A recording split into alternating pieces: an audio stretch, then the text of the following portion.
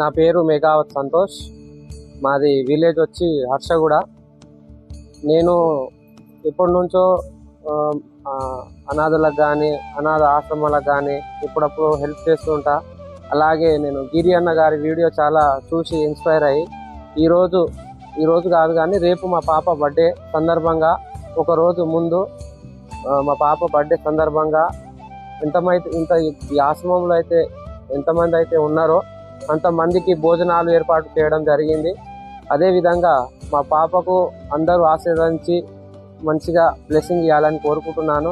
అదే గిరి అన్న కూడా చాలా ధన్యవాదాలు. ఇంతమందికి మెయింటెనెన్స్ చేసి అంత చేస్తున్నందుకు నా తరపు నుంచి ఆయనకు ధన్యవాదాలన్న. ఇలాగే ముందు మీరు ఎన్నో కార్యక్రమాలు చేయాలని కోరుకుంటున్నాను.